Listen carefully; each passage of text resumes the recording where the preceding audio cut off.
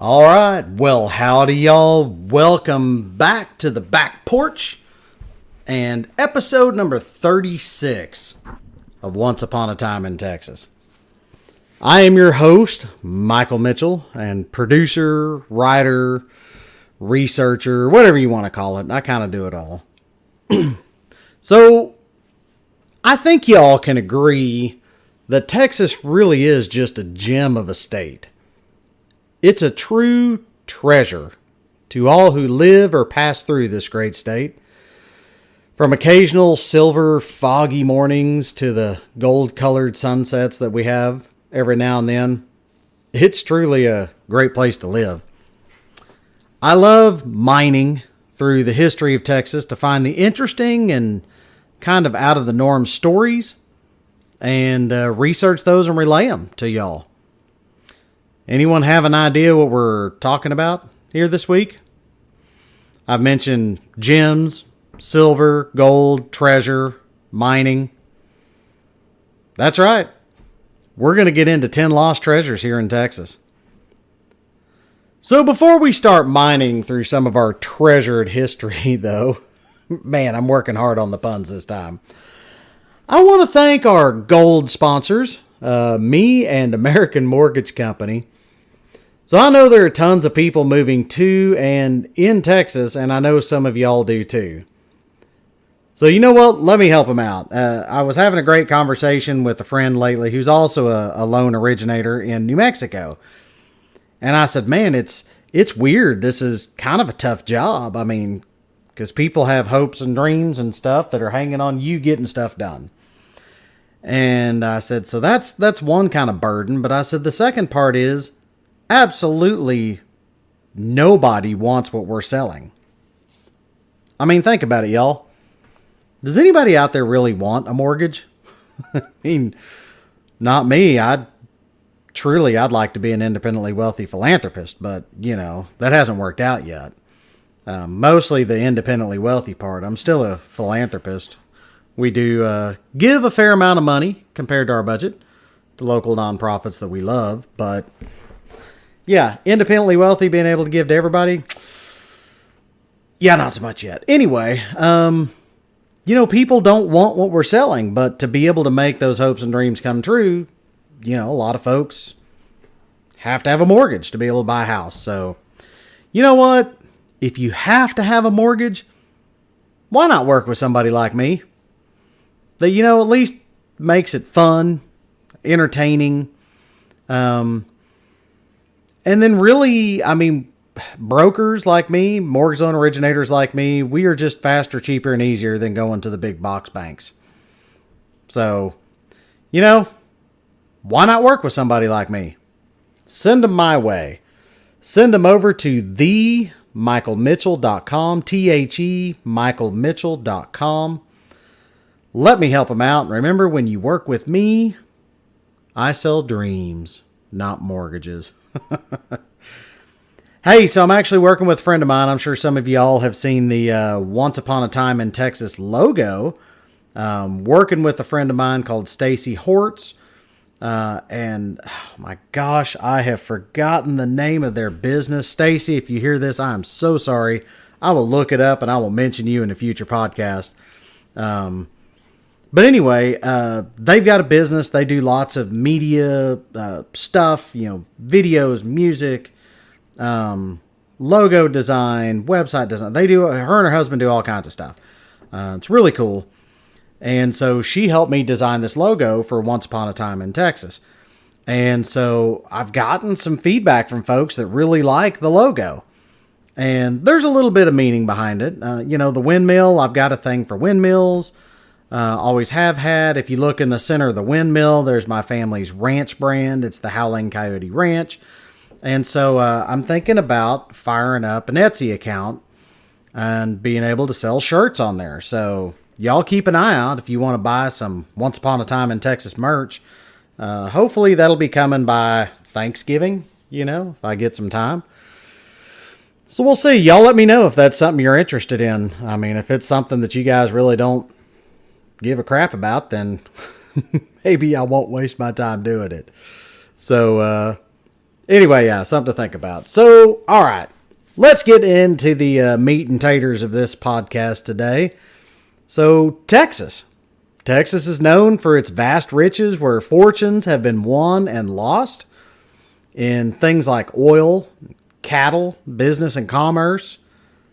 But did you know there are still treasures out there that have been hidden and never found? That's right. You can, like, legitimately be like a modern day Indiana Jones. I mean, Texas Jones doesn't quite have the same ring to it.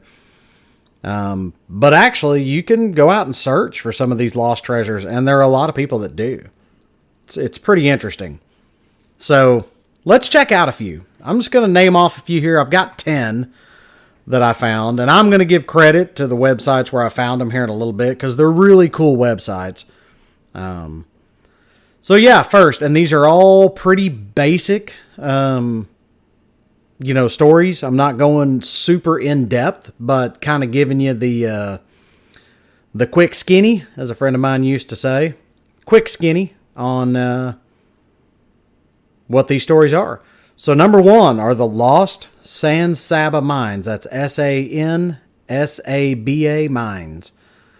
So one of the most intriguing stories of lost treasure in Texas is the story of the San Saba mines, or San Saba, some people say. According to legend, a Spanish expedition led by Captain Don Juan de la Cruz in the 1750s discovered rich gold and silver deposits in and around the San Saba River. So, which is now Menard County, which coincidentally, I used to work near Menard. Menard was actually in my district when I worked for the Concho Valley Council, now the Texas Southwest Council, out of San Angelo, Texas. And this was part of the Permian Basin District, which was my district when I worked for the Boy Scouts. It was huge.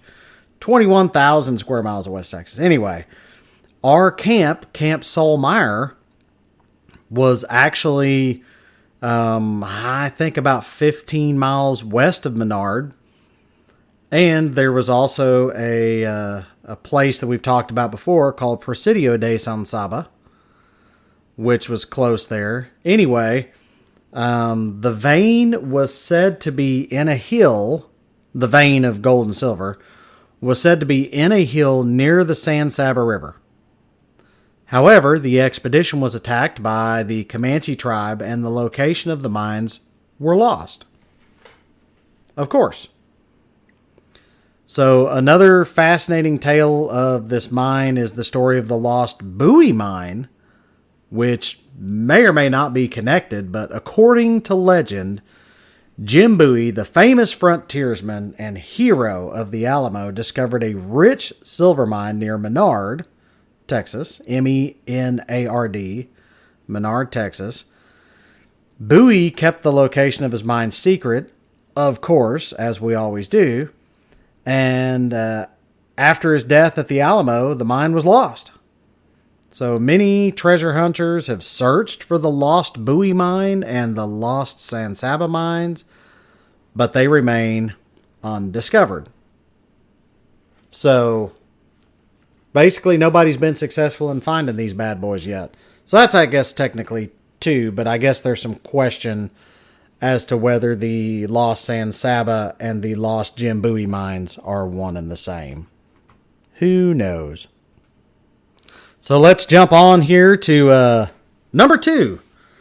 The Lost Treasure of John Singer on Padre Island. So the Lost Treasure of John Singer on Padre Island is a legend of lost treasure in Texas, of course. I don't know why I wrote it out that way, but I did. So there you go. According to legend, and a lot of these are according to legend. I just love that. According to legend, according to my brother's uncle's cousin's wife, Jim Bob. It's kind of always how these start out. Kind of like a good ghost story. It was a dark and stormy night. Anyway, so according to legend, John Singer was a wealthy rancher who owned a large estate in South Texas. We don't call them estates, we call them ranches. but a large estate in South Texas. He was said to have buried a large sum of money, including $80,000 worth of jewelry and coins, on the southern end of Padre Island. So the story or legend goes on to say that Singer was afraid of losing his wealth to the Mexican government during the turmoil of the Mexican Revolution of the early 1900s. He is believed to have hidden the treasure in a location on the island that was only accessible by boat. That's also kind of a cool thing in these treasure hunters thing. They're only accessible by boat or, donkey or hiking. Like, they're never in easy places, which I guess makes sense, Oh, it's buried in my front yard under the water meter lid. You probably don't want to do that. So over the years, lots of treasure hunters have searched for the lost treasure of John Singer on Padre Island, but no one has been successful in finding it, of course. That's why it's one of our stories today. It says that the harsh environment of the island and its shifting sands and unpredictable weather has made the search for the treasure more challenging. Fascinating. Because again, I don't want to bury my treasure where it's, really easily accessible. However, if John Singer really did bury it there, I would be like, the shifting sands and probably no discernible landmarks would be kind of tough. I don't know. So anyway, despite this lack of success in finding the treasure, the legend of the lost treasure of John Singer on Padre Island has continued really to capture the imagination of a lot of people. It remains, one of the many stories that can be heard throughout Texas. So, there's legitimately tons of treasure hunters still out there. We hear about treasure hunters all the time. So the next one is kind of up here in my neck of the woods. So we had one that was in San Saba, which is kind of central west Texas, out kind of southeast of San Angelo, kind of between San Angelo and San Antonio. That last one was on Padre Island, which is, way down on the Gulf. And now we're going to go to the Red River Gold Coin Treasure.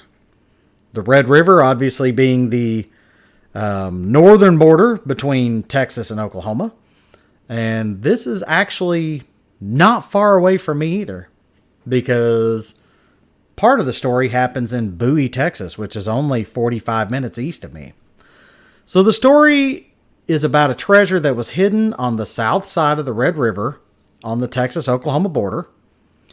In 1894, and this is a true story, it's still talked about a lot over in Bowie. In 1894, 4 men robbed the First National Bank of Bowie, Texas, and then headed north. They stopped for the night on the south bank of the then flooded Red River.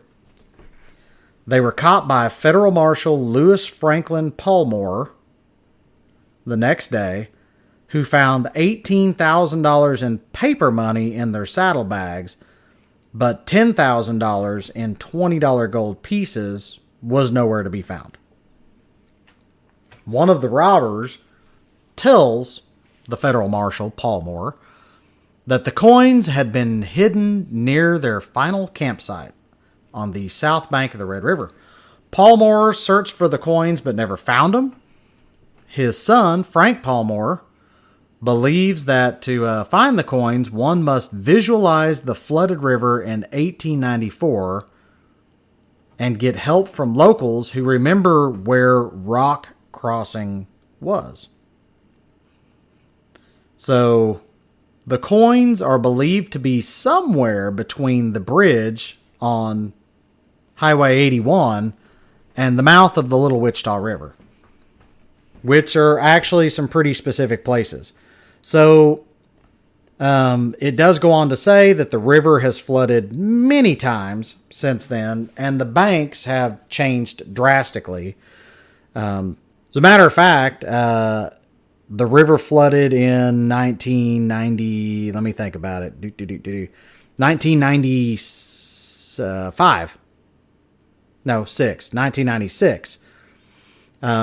Because we were supposed to have summer camp at Camp Perkins, which is literally right on the Red River. The majority of the camp is right on the Red River. We used to go swimming in the Red River, and then if the river was low enough, well, even if it wasn't, we would swim across and we'd go into Oklahoma. For what reason, I don't know. We were just being a bunch of dumb kids, but we had a good time. But that's why we didn't have summer camp there for a long time. Then we brought it back and it's gone away, but whatever. But the banks have changed so much so that there's really, honestly, guys, been a little bit of a pissing contest between Texas and Oklahoma for quite some time. So, they're still trying to figure that out. All right, sorry. I kind of had to pause there a little bit. I'm hoping this is all still working. Looks like it's recording. Hopefully it is. I'm going to keep going. If it's not, I guess I'm just going to record this thing again. All right, so there you go. Those coins are still said to be out there. Who knows? They could be under a ton of sand. They could be waiting to be exposed. So the next one has to do with the Lake Worth monster, which we covered in my cryptozoology podcast about cryptids here in Texas. But this is kind of a fun twist on it, and I didn't see this earlier. The legend of the Lake Worth monster in Fort Worth is also linked to a lost treasure. Of course. So here we go. Y'all ready? Say it with me. According to legend, I love that every time. A group of bandits buried a stash of gold coins near Lake Worth in the 1800s because it's always bandits and it's almost always gold coins. The bandits were chased away by a strange creature that later became known as the Lake Worth monster. The monster was said to appear as a half man, half goat with fur and scales. It's always a goat. I don't know what the deal is with goats. But anyway, the monster had been reported to have been seen in 1969 by locals and is now local lore referred to as Goat Man. I don't believe that's true. Goat Man is kind of all over the state. Heck, we even had a Goat Man at Camp Perkins where I was talking about. It was great. It was a great way to get our young Cub Scouts to go to bed because you know what? Goat Man abducted kids that were under 11 years old. Cub Scout age. But he didn't come out until after 10 p.m., which just happened to coincide with lights out time. And as long as you were in your tent and in your sleeping bag by 10 o'clock, because Goat Man had hooves instead of hands, he couldn't manipulate zippers very well. And so he just didn't.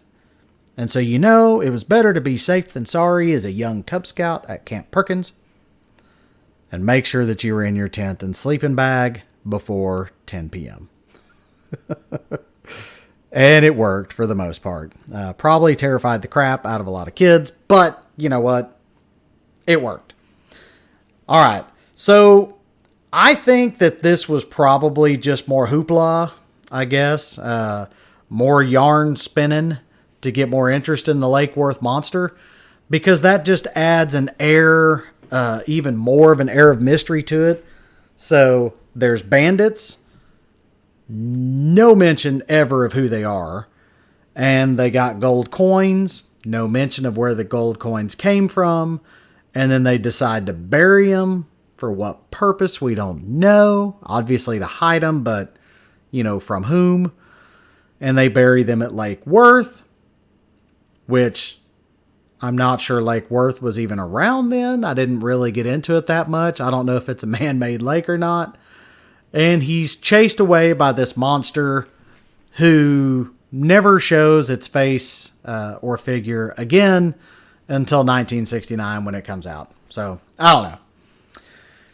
Sounds like one of those, legends of camp kind of things. All right, so number 5, the lost Nacogdoches silver mine.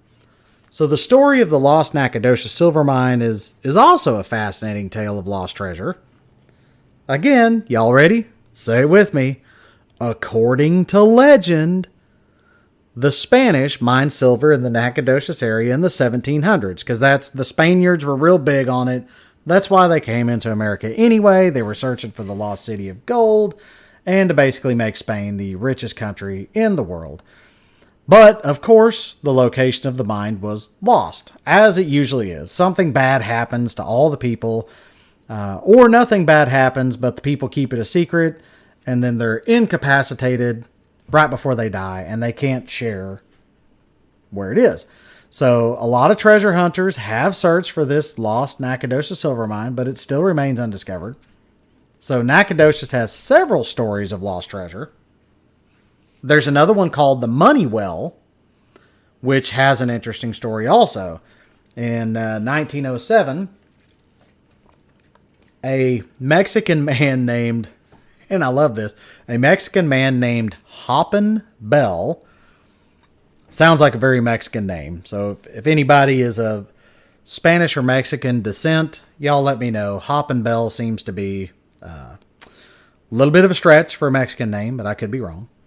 But he arrived in a small town in East Texas claiming to be the great-grandson of Mexican General Santa Anna. Bell presented a waybill and a map of the location of the abandoned gold mine, which had been worked by the Spanish. So, it says that when the Texans were crowding Santa Anna, there was some $75,000 in gold already mined and loaded on the backs of 14 oxen and other packs. The nuggets were pounded into masses ranging from size of a fist to a horse's head. So says Hoppin' Bill. So good old crafty Santa Anna, realizing he could never get the ore to the smelter in Mexico, sank the gold in the large air shaft, and then he covered the shaft with a huge rock. So one corner of this plot of land was marked with a coiled snake carved into the trunk of a large oak tree. The snake's head was carved on the root of the tree, pointing towards the second marker, a pistol in an old hollow tree. So another marker was the wood stock of a Bennington rifle shoved into the ground. And the fourth marker was a large rock on a creek bed inscribed with Spanish symbols. So this guy, Hoppin' Bell, hobbled through the woods. It says he hobbled through the woods. So maybe that's why they called him Hoppin' Bell. Because he was crippled up. How sad.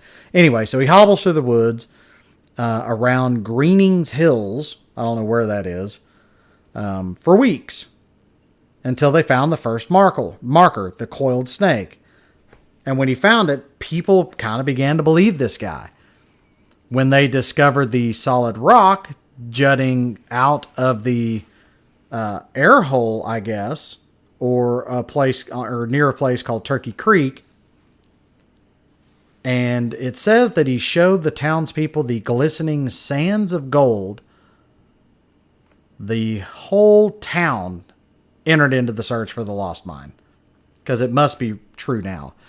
It took 4 men and 2 mules to move the 2-ton boulder from the mine's entrance. The men frantically dug the gnarled brush away and found the gaping mouth of an old mine. So, not too long after discovering the mine, the search is halted when Hoppin' Bell dies, and then Greening, I guess is the guy that owned the property, became too sick to continue. So, although the mine shaft was supposedly found, it was all but forgotten after the work was halted. Like, why wouldn't you tell your family? I don't know. That just seems weird. Oh, I'm sick. He died. I think we're going to halt. And, I'm not going to tell anybody where this mine was. According to legend, of course. So, all right. So there you go. The lost Nacogdoches mine, apparently around Nacogdoches, Texas. All right. So the Little Cypress Creek gold. So during the early 1800s, the Cherokee Indians were displaced by the Texas Army from Tyler, Texas to Upshur County, which is right there close. So the Mexican government had pledged a significant amount of money to the Indians if they managed to vanquish the Texans, which is also some stuff that we talked about.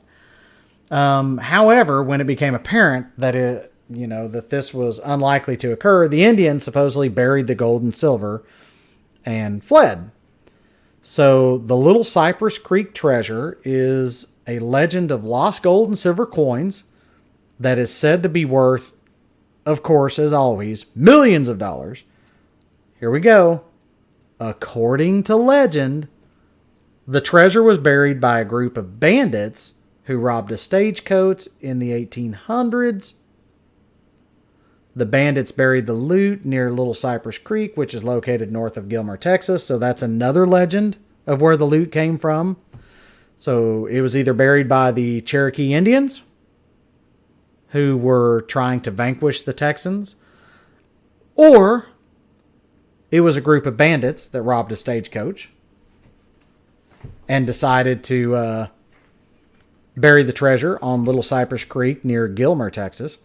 So over the years, a lot of treasure hunters have searched for the Little Cypress Creek treasure, but of course, none have been successful in finding it.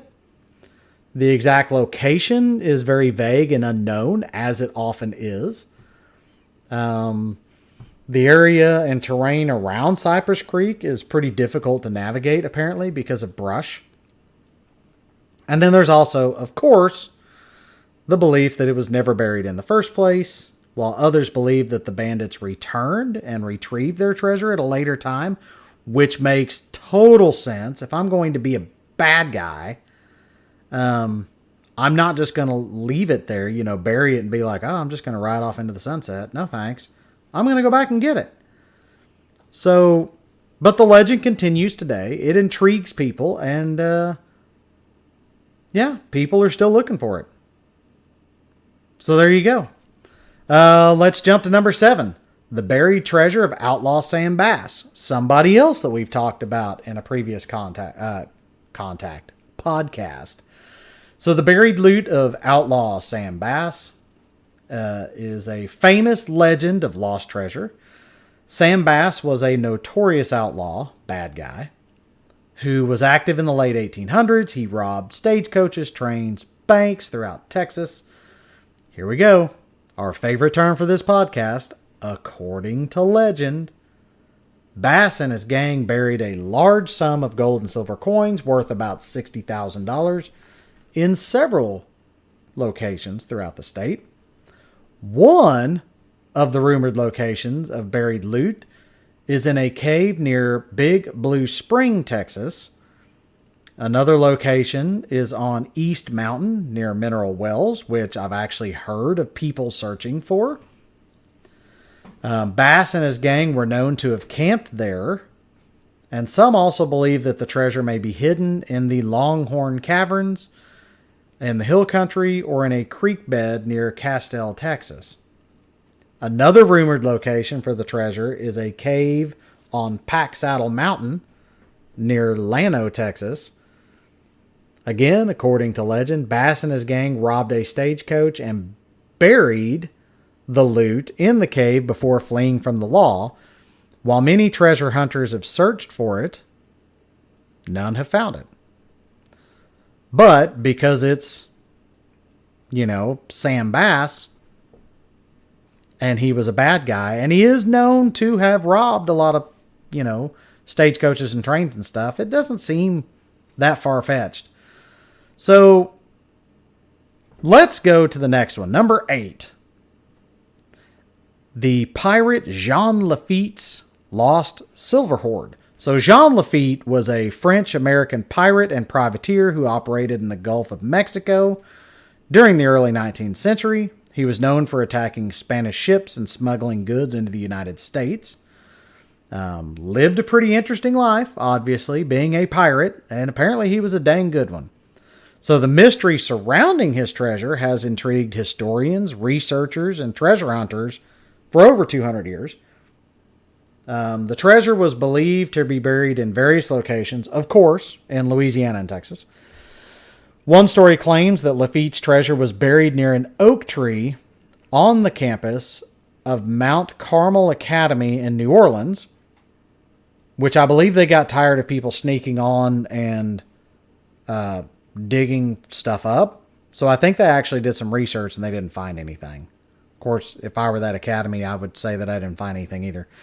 Another story mentions a cache of ancient gold coins. It's always ancient gold coins, or almost always, found near Jefferson Island. Maybe.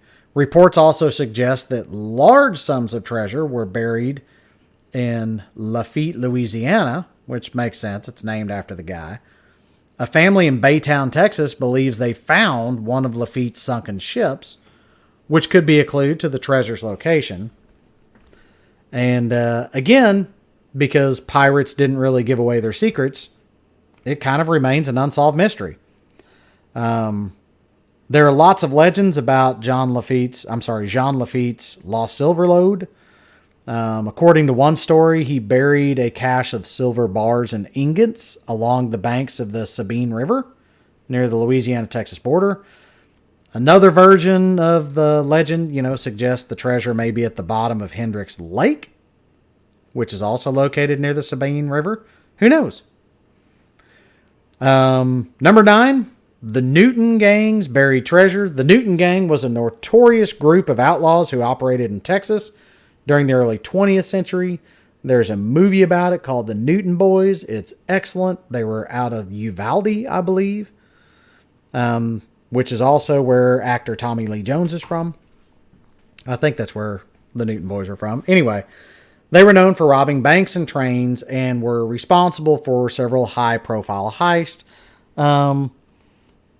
They were basically kind of like Robin Hoods, I guess. Steal from the rich, give to the poor. One of the most famous robberies attributed to the Newton Gang is a train robbery which took place in Rondout, Illinois in 1924, where they stole over $3 million in cash and securities, making it one of the largest train robbers in U.S. history. There is a legend that suggests that the Newton Gang buried some of the loot for this robbery in Texas. Specifically, it said that they buried a cache of cash worth around $100,000 somewhere on the Fredericksburg Road on the way to Bandera, Texas. There's no concrete evidence, of course, to support this claim, and the location of the supposed buried treasure remains a mystery, as always. Again, many people have searched for it.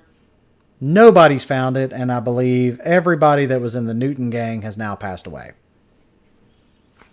The last one's kind of a short one, and there are quite a few more. I mean, there's like 40 or 50 buried treasures all over the place.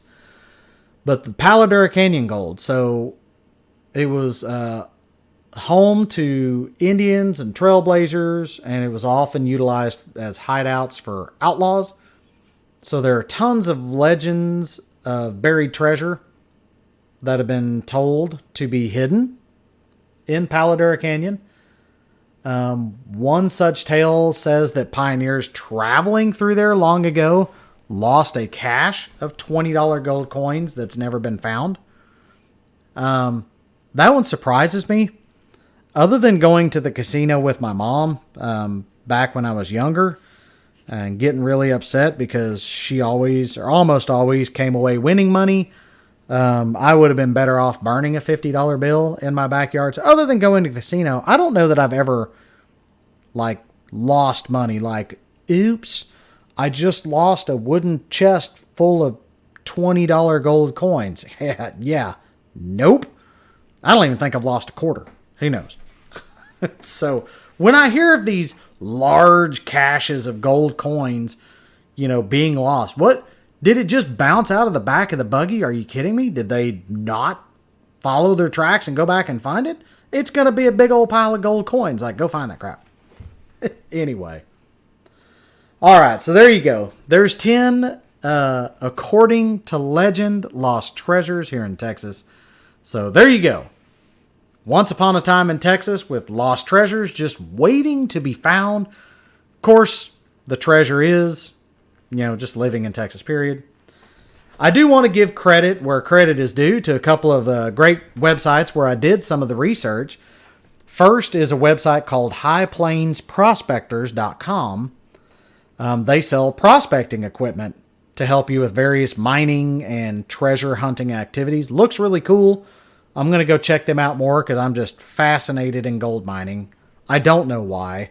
I think it started when my grandparents took me on a trip to Colorado and we got to pan for gold, and I found a little itty bitty piece of gold, and I was hooked. So they have a great blog about all kinds of stuff, and it's just really overall a cool website. The other one is one that they actually recommend. That's legendsofamerica.com, and it has tons of U.S. history, legends, ghosts, mystery stories, and really just a bunch of other cool stuff. So big thank you to those two websites there. Did a lot of my research through them. Last but not least, of course, I want to thank my buddy Michael Kurtz. He is with the Thomas Fowler American Legion Post 169 that charters our female Scouts BSA troop, Troop 2. And he kind of turned me on to this information. So Michael, keep sending the stuff because I dig what you're finding. And I will get on and do a podcast about it. So there you go. What do y'all think? What other weird or off-the-wall stuff do you want to hear about Texas? Help me out here. I need some material. I did have another listener that contacted me through Messenger the other day, and I'm going to use some of that material in a future podcast. But I always need material. I love sharing this stuff. I can't find all this weird and off-the-wall wacky stuff on my own. So, again, I want to thank our sponsors, me, and American Mortgage Company. Of course, if you know someone moving to or in Texas and or now Oklahoma, because I am licensed in Oklahoma, send them my way to themichaelmitchell.com, THEMichaelmitchell.com. And remember, I sell dreams, not mortgages. All right. Before we put this pony back in the stable, remember, go check out my Facebook group called Your Bucket List. Apparently, there's a few that Facebook pulls that aren't my page, but it's called Your Bucket List. So you'll need to look for the picture. It's like a leather map with a compass on it. Got some cool ideas, and I'm hoping to kind of build up the audience on that a little bit and really fire things off here in the next month or so. We'll see. Of course, check out the Once Upon a Time Facebook page and group. So yeah, there you go. As always, you can find me at themichaelmitchell.com, THEMichaelmitchell.com. Thank you all for tuning in to Once Upon a Time in Texas. As always, remember, the stars at night are big and bright, deep in the heart of Texas. Y'all have a great week.